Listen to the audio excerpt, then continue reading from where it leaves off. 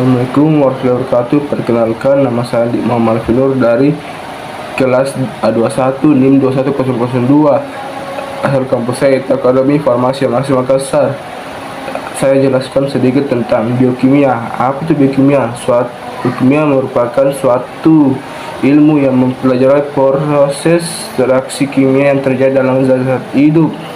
Zat hidup merupakan kumpulan zat tak hidup yang dapat berbaur atau berinteraksi dan bereaksi satu sama lain dengan cara dan susunan yang sangat rumit namun terorganisasi dengan rapi.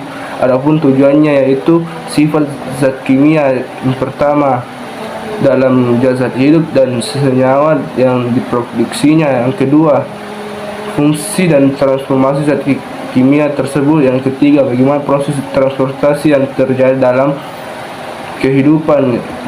Kedua yaitu sejarah ilmu biokimia yang berawal dari Paracelsus pada tahun 1493 sampai 1541 yang mengkaitkan ilmu kimia dengan bidang pengobatan dalam kesehatan.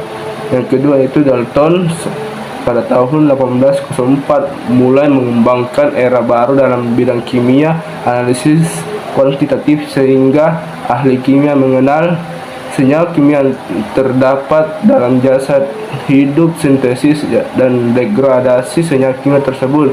Selanjutnya istilah biokimia mulai dikenal pada tahun 1903 oleh Carl Neuberg, ahli kimia dari Jerman.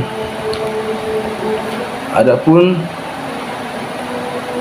empat dari biokimia atau biomolekul, yaitu yang pertama itu protein, kedua karbohidrat, ketiga lipida, keempat asam nukleat.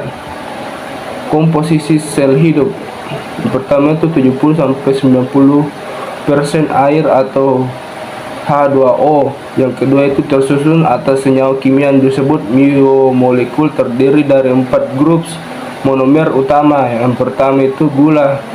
Gula merupakan polisakaridas. Yang kedua itu asam lemak, merupakan itu lipids. Yang ketiga itu nucleotides yang merupakan nukleoacid. Yang keempat itu asam amino yang merupakan proteins. Adapun komposisi sel bakteri yang bisa dilihat di gambar tersebut.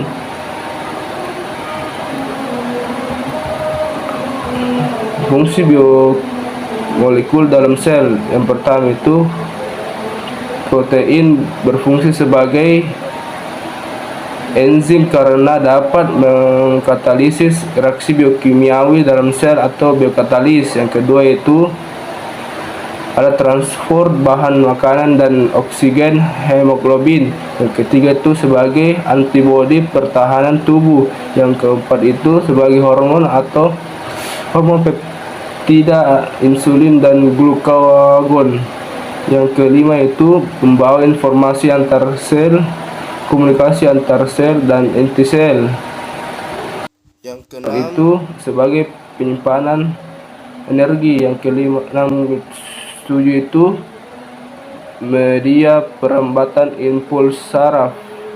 Adapun yang kedua itu karbohidrat, berfungsi sebagai sumber energi dan komponen dalam struktur membran dinding sel.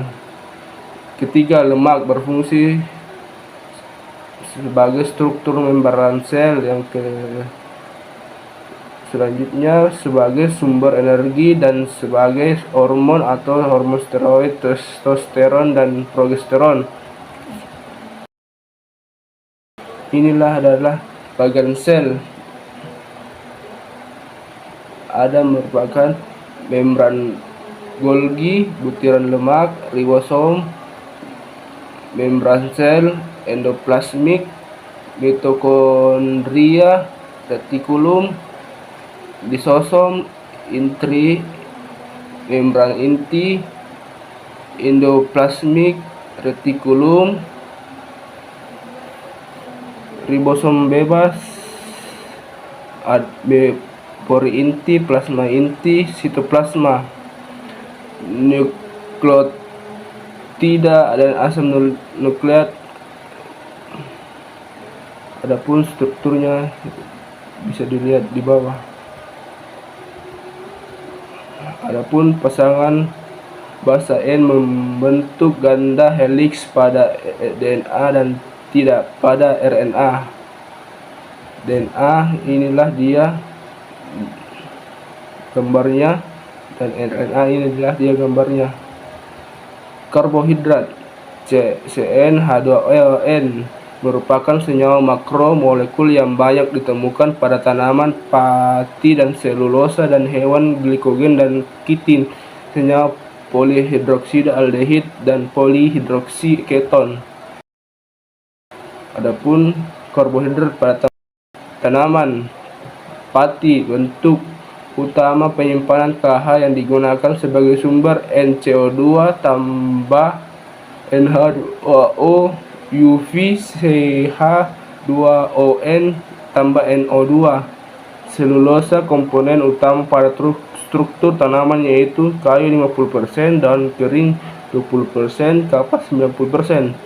Adapun penggolongan karbohidrat, yang pertama itu monosakarida, ribosa atau C5, glukosa, fruktosa atau C6, galaktosa. Yang kedua itu disakarida, maltosa, selubiosa, laktosa, sukrosa. Yang ketiga itu polisakarida, pati, selulosa, glikogen dan kitin. Terima kasih atas kerjasamanya. Sekian, wassalamualaikum warahmatullahi wabarakatuh.